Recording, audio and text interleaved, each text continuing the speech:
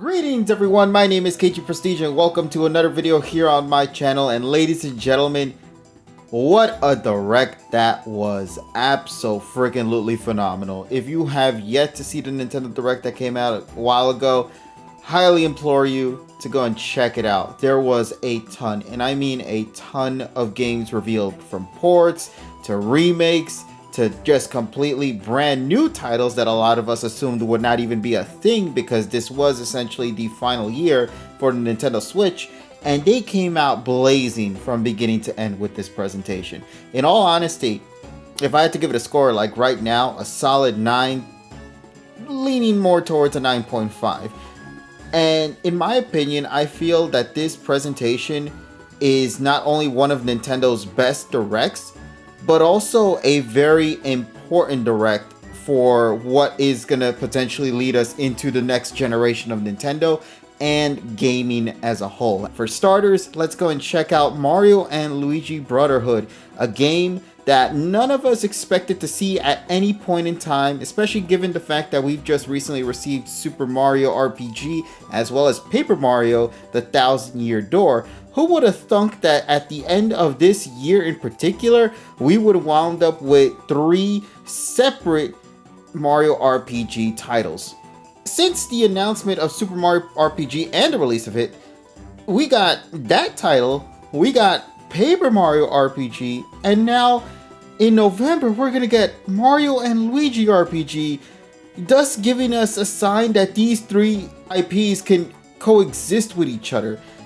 And that is amazing, and that's something that I'm glad Nintendo is sort of listening to, because the thing we love most about these RPG franchises is that they're so distinct from each other, but they still maintain that element of what makes us appreciate these titles so very much. We love the RPG aspects of it, we love the quirkiness of these characters, we love the concept of working with other characters or introducing new gimmicks and whatever it is, while still maintaining the core essence of what made those respective RPGs so beloved, you know? So to see Mario and Luigi Brothership be essentially a brand new title that still, at least from the visual aspect, attempt to maintain that same visual flair that is kind of tied to the Mario and Luigi franchise, it's really amazing, and I'm so content with that. That is a wonderful thing to see. It does give me hope to see that this can allow us to get more franchises or more RPG titles in the distant future from these 3 respective IPs. They can coexist with each other, and that is amazing. I am a big fan of that, and who wouldn't want to get more variety in their RPGs, right? So fingers crossed that we do get to see more of that in the distant future, and hopefully to those who have been anticipating a Mario and Luigi RPG for since I guess 9 years now, you guys are finally getting your hands on a brand new title, and I myself am so looking forward to it. It's going to be an incredible time. Let's continue and just moving on into the next thing, and that is the Farmagia farm, that farming game where you apparently plant foxes or dogs or whatever it is and just pluck them out, and then they become your allies and you can use them in combat and all that. Apparently it's made by, or not made by, but the art concept and character designs are provided by Hiro Mashima, the person who is well known in the manga industry as being the creator of Fairy Tail. And funny enough, Fairy Tail was also shown off within this Nintendo presentation as well. So it was a really unique concept in and of itself. I know it's another farming game and whatnot, but the mere concept of just being able to pluck out animals after growing them and planting them there is so unique that it really wants me to just go ahead and pick up the game and genuinely try it out. I'm legitimately curious to see how it plays out. I hope they provide a demo at some point so I could try it out a little bit and get my hands in, maybe give an opinion about it when the time comes. But as is though, it's really, really cool. So thumbs up on them for that one. Then we get into Donkey Kong Country Returns HD, a title originally released on the Nintendo Wii, then ported to the Nintendo 3DS, is now coming to HD consoles with the Nintendo Switch, and that in and of itself is pretty amazing, especially because of the fact that it includes the Nintendo 3DS levels that were exclusively to that said console. So, yeah, I mean, I understand it's another port once again of Donkey Kong Country Returns, but it does make me a little bit happy knowing that they're kind of holding off on that rumored 3D Donkey Kong for maybe the next system. And if that's going to be the case, oh my god, that game is going to be bonkers for sure. But hey, I mean, at least look at it this way. Now we have Tropical Freeze and Donkey Kong Country Returns both on the same system, and that in and of itself is pretty great. Plus the Nintendo Switch Online country games as well. So it's just great to see Donkey Kong as a franchise just kind of growing a little bit more as time is passing on, which is actually pretty freaking awesome. So hopefully as time passes on, we get to see more of Donkey Kong greatness being provided for us in the distant future, especially if that rumored 3D one is going to be a thing. So fingers crossed on that. For Dragon Quest fans, oh, this one is a treat for y'all. You guys got the announcement of Dragon Quest 3 HD 2D Remake. Now, mind you, this was announced a couple of years ago, and since then, we haven't actually seen an official trailer outside of it to give us more information about what this game's about, why, well, obviously, it's just a remake of 3, but, like, the visual aspect of it, like, how far did they go with this remake and all that. And let me just say, just for the Nintendo Direct presentation alone, it looks phenomenal. It looks incredible, and I'm excited to get my hands on it when it drops later this year. And that was not the only thing that they announced for that, because they also confirmed that what was one of the rumors that was, kind of crawling around for the past couple of months, is that Dragon Quest 1 and 2 are also going to be given the HD 2D remake as well as a separate title later in 2025. Apparently, chronologically, 3 begins as the beginning of the whole storyline, and then it goes into 1 and then 2. So I'm kind of curious to see how that actually plays out when we get our hands on said titles. Now, I've never really played any of the previous Dragon Quest games. I have 11, so I'm kind of curious to see what these games are going to be like and how different it is overall, quality and feel-wise, than it is to like the current era of the Dragon Quest franchise. So that is going to be something to look forward to. So we got some love for the Nintendo Switch Online platform as well, such as The Legend of Zelda: A Link to the Past plus 4 Swords, Metroid Zero Mission, Turok, as well as Perfect Dark being on the Nintendo 64 side, which is really amazing as well. So we're getting a lot of cool games coming out from the online platform. So it just makes me kind of question, like, what exactly are they going to continue to do for Nintendo Switch Online in the distant future? But for now, for the 4 titles that we did get, especially Metroid Zero Mission, plus in my book. Let's continue on into the next one. And this one is pretty flippin' huge. Marvel vs. Capcom Fighting Collection Arcade Classics. So this is something pretty huge in the fighting game industry, or in the community side of things as well. A lot of people were saying that this particular collaboration of these old classic titles would never come to be, given certain things that were going on between Marvel and Capcom a couple of years ago and all that, and it made it seem like it was impossible to kind of see these two collaborate with each other again in the distant future. They're impossible to get. The only time you can even get these titles on this sort of timeline is if you bought that $600 arcade thing. No, I'm sorry, no. Absolutely not. So, yeah, this in and of itself was great. 7 titles, one being of a beat 'em up, I think it was The Punisher, but the other ones being of Marvel versus Capcom Arcade Classics, like obviously Marvel vs. Capcom 2. That one, to me personally, I remember growing up with that game, playing it in the arcades in the laundromat by my cousin's place here. And that was an experience of itself, especially the music. Oh, God. But it is an experience that a lot of people never got a chance to play in this current era unless you were doing ROM emulation and all that. So to finally get something in our hands that is essentially physical is a blessing. It really is a wonderful blessing, and something that I'm so grateful that we even have an opportunity to show to Capcom and Marvel just how glorious these IPs are, because this, as well as Mario and Luigi RPG and some other titles that I've talked about before, this is sort of a moment for us, the community in and of itself, to really kind of push the message to let them know that we want more of these. We want to see more of these IPs. We want to see these franchises flourish and become something special and great. And Who wouldn't want to see something for the future like Marvel vs. Capcom 4? Who wouldn't want to see another Paper Mario, but a new title that actually maintains what is from Paper Mario the Thousand Year Door, or Mario RPG that is a continuation of the original, and we get to see more adventure? Like, it's so wonderful that these games exist as an opportunity for us to show that we want more of it. And this is the only opportunity we will get a chance to make that happen. So when these titles do drop, and hell, I think in Steam right now you can wishlist the Marvel vs. Capcom game. Do that. Just show them that we really do care about these franchises, and we want to see it continue to grow, and we want to see more of them in the future. The Mario Party game Jamboree is finally coming out later this year. Super Mario Party Jamboree to be exact. And I am so excited about this for one single reason only. Once again, coexisting with each other. We got 5 completely brand new courses with 2 returning courses from Mario Party 1 as well as Mario Party 2.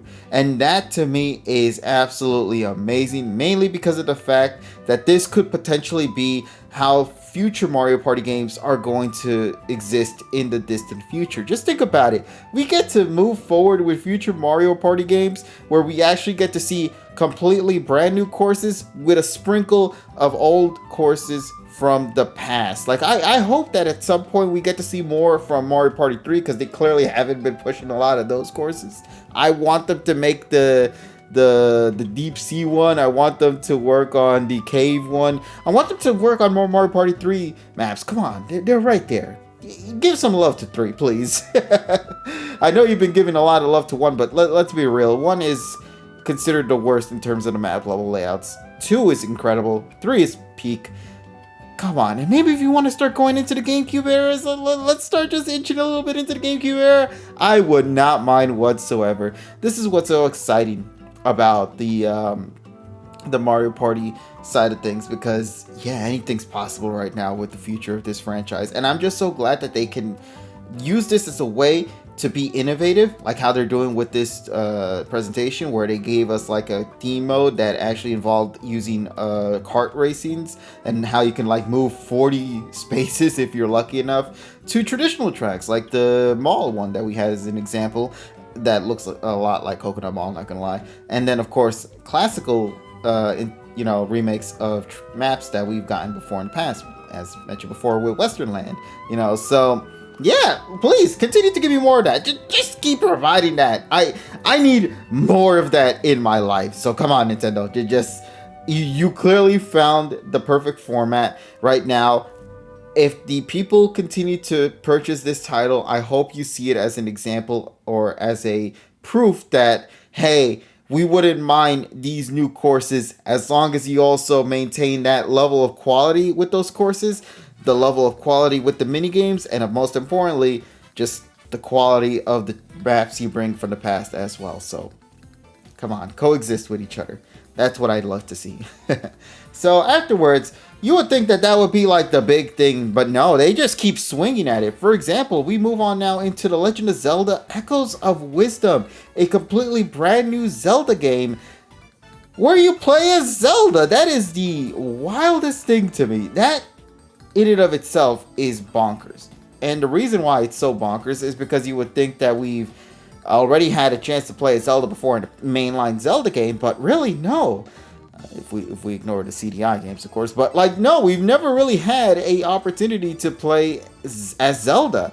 And the way that they're handling her character in this presentation that they showed off anyway with the gameplay is really unique, because she's not, going the tradition of shield and sword like how Link does in his adventures. Rather, she's using a staff and essentially creating these tools to be brought through the magical world of Legend of Zelda, and using it like as picking up a rock and crafting that rock and then throwing it at the enemy, or putting beds on top of beds on top of beds so that she can walk up on top of them and get to higher platforms. Like it's essentially Tears of the Kingdom light, in a sense, where a lot of the innovation and creativity of your mind is essentially limitless with what you're given. And according to Aonuma, it seems it's pretty limitless because he kind of has no idea how many things you can actually replicate in the game itself. I'm very much looking forward to that game. It's going to be great, and I'm curious to see how this is going to play out. And most importantly, the fan art that has been coming in from this title alone has been absolutely hilarious. I don't know if you guys have been seeing it on social media, but like I just the concept of seeing a little chibi Zelda just holding a chair up in her hands right there and just lunging it like as if it's that Simpsons meme, but it's done now with Zelda, is honestly one of the funniest things I've seen, and I'm so grateful that essentially, yeah, we get to sort of do that. So I mean, if we get to see Zelda coming in with the chair against Ganondorf in this final fight, I mean, come on, man, who wouldn't be hyped for that? Then we get into Ace Attorney Investigations Collection. This one, if you are a fan of Ace Attorney, first of all, you essentially got the entire franchise now available on modern platforms, which is great. You got the Ace Attorney trilogy, you got the Apollo trilogy, and now you got your hands on the, I forgot what it was called, but it's like the history one. You got that collection, and now you got Investigations collection, and this one is just as important as well, mainly because of the fact that this is also the first time we're actually going to be getting one of the titles that never came over here to the West, now translated and officially sold through this platform. And that's awesome. I love that. That is really, really great news for Ace Attorney fans. Now you got the entire collection of the Ace Attorney franchise available to you. Just like how it is for Mega Man, with the original series, with X, with Battle Network. This is stuff I love to see. And it also helps us, in a sense, kind of keep these IPs essentially preserved for the modern era, and being able to play it, new audiences and old audiences finally get to experience games from the past and relive them yet again in a unique and new take, and that is awesome in my book. But now, given that essentially every single title from the Ace Attorney franchise, outside of I think one, which is the collaboration with Professor Layton, which I would not be surprised if that eventually at some point comes out in the distant future as well, what would that mean for the future of Ace Attorney? You've essentially used all your properties by this point. You know what to do now, Capcom. At this point, there is no other way but to create Ace Attorney, the story thus far, and have all of them together in one huge collection. I'm just saying. And then you can go ahead and make the next huge Ace Attorney franchise, you know, so I wouldn't mind that whatsoever. So yeah, continue to give us more love with the franchise, please, and thank you. And then they wrapped up the presentation with Metroid Prime 4 Beyond. Yes, all of my yes with this one. What an incredible way to wrap up the Nintendo Direct with a title that we've been waiting essentially 7 years for, to just get any form of confirmation. From hearing its origins to it essentially having to be scrapped and redone again, but now with Retro Studios on hand, to just all these other news and outlets, and like wondering when the hell will this IP finally come into light, and to finally see that yes, after all this time, it's here. Metroid Prime 4 is here. It got a subtitle with the name of Beyond. It looks visually gorgeous. If you thought Metroid Prime Remastered looked beautiful, how the hell is this game running as well as it is on the Nintendo Switch? It looks like a solid frame rate. The visuals aesthetic looked great.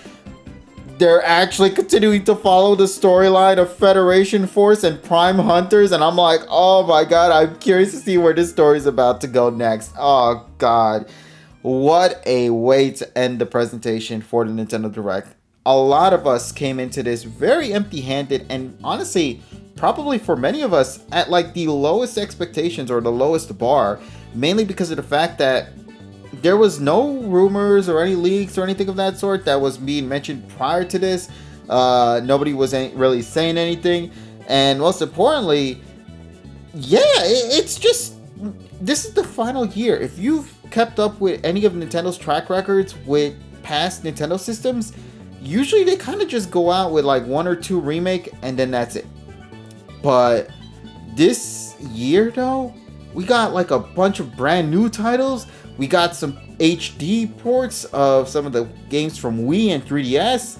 You know, we got some third-party wonders with this one. Like, there is so many great things from this presentation that it honestly deserves to be up there as one of the best, like even top 3, I would even say, from Nintendo Directs as a whole. It leaves an impact in terms of what we expect from this system, even entering into its final, or no, even as we are ending its final year, you know. And what else to say than just, I'm excited. I am just so excited. So many great IPs, so many new IPs, so many IPs being brought back and given a second chance in life. And hopefully we as community members here for fighting games or platforms or RPGs or party game, whatever it may be, we're given a chance to show off that we care about these IPs. You know, Nintendo really went ahead and listened to a lot of our criticisms and a lot of our hopes and expectations that we would like to see from this era of Nintendo. And honestly, it feels like they actually delivered in that sense. And thus why I give it such a higher rating than expected. It's because I genuinely believe Nintendo actually did it with this presentation. I hope you guys enjoyed this video. I'm gonna go ahead and just conclude things off by asking you all just a simple question: what you guys think of the Direct overall, and did you guys enjoy it? And of course, yeah, just share your thoughts in the comments down below. Let me see what you guys have to say. If you guys enjoyed my overall thoughts, please leave a thumbs up as well, and subscribe to the channel if you'd like to see more of these later down the road too. It's been a fun time this past couple of weeks with these Direct reactions I've been seeing online lately from multiple people, from multiple different fans of fighting games, of platforms, of IPs, of whatever it may be. It's a wonderful time to be a fan, not just for Nintendo, but for gaming as a whole. And I hope this continues to flourish more and more as we proceed into the end of this year and entering into the next year, because that, ladies and gentlemen, is when the big one is going to arrive, and that being of the Nintendo Switch 2 or the Super Switch or whatever they're going to call it. I don't even know at this point, but it's going to be exciting regardless. So let me know what you guys think. Please share your thoughts in the comments down below. Once again, my name is KG Prestige. Thank you all so very much for joining me here today, and I'll talk with all of you lovelies later in whatever video I make. Take care, everyone, and as always, do me a solid and have yourselves a wonderful, wonderful day.